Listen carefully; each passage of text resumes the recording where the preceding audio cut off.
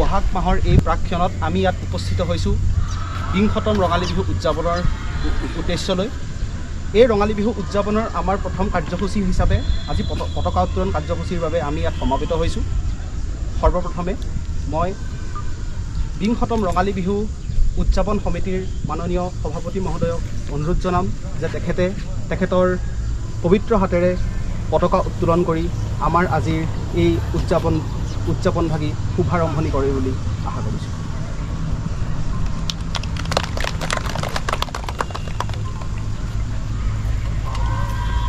মই লগে লগে অসমীয়া ছাত্ৰ সন্মিলনীৰ ছাত্ৰ ছাত্ৰীসকলক অনুৰোধ জনাম যে তেওঁলোকে শ্ৰীময় অসমীয়া গীতি পৰিৱেশন কৰি এই অনুষ্ঠানটি শুভাৰম্ভ কৰে যেন।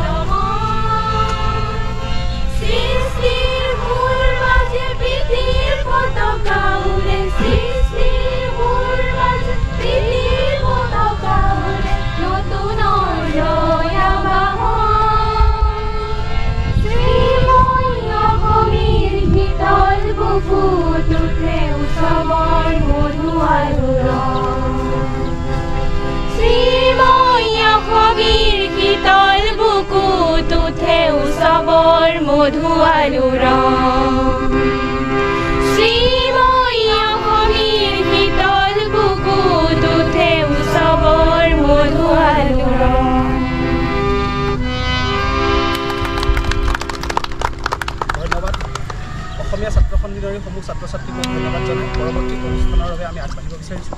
পৰৱৰ্তী অনুষ্ঠান হিচাপে মই আমাৰ বিংশতম ৰঙালী বিহু উদযাপন সমিতিৰ মাননীয় সভাপতি মহোদয় আজিৰ উদযাপন বিশেষ দুআষাৰ ক'বলৈ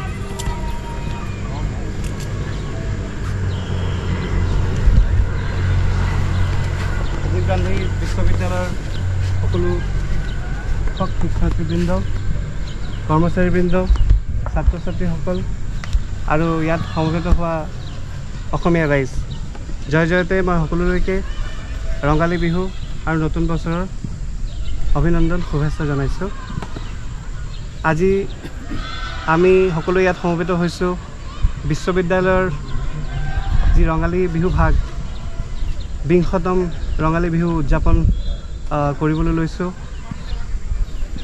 ইতিমধ্যে 2টা দশক এই বিহুভাগে পাৰ কৰিছে আৰু বিশ্ববিদ্যালয়ৰ এক পৰম্পৰাত ৰূপান্তৰিত হৈছে এই বিহুভাগ। আৰু এই ৰাজীৱ গান্ধী ইউনিভাৰ্চিটিৰ ৰণো হিলছৰ যিটো বিহু তাৰ এটা স্বকীয় নিজৰ চিনাকি বৈশিষ্ট্য আছে। যদিও এসময়ত অসমৰে অংগ আছিল, তথাপিতো আজি আমি বহিৰাজ্যত এই অনুষ্ঠান আয়োজিত কৰিছোঁ আৰু তাৰ এটা স্বকীয় তাৰ আনন্দ মাদকতা লগতে মানে কৰ্তব্যবোধো তাৰ লগত জড়িত হৈ আছে।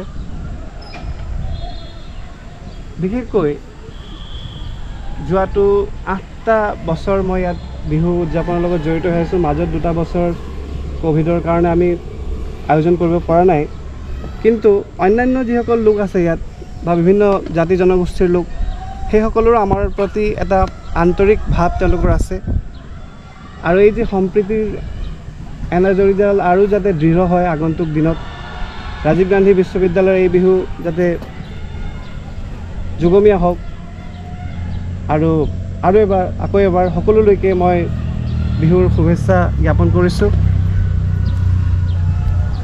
জয়তু ৰাজীৱ গান্ধী বিশ্ববিদ্যালয় জয় অসম জয় অৰুণাচল প্ৰদেশ জয় হিন্দ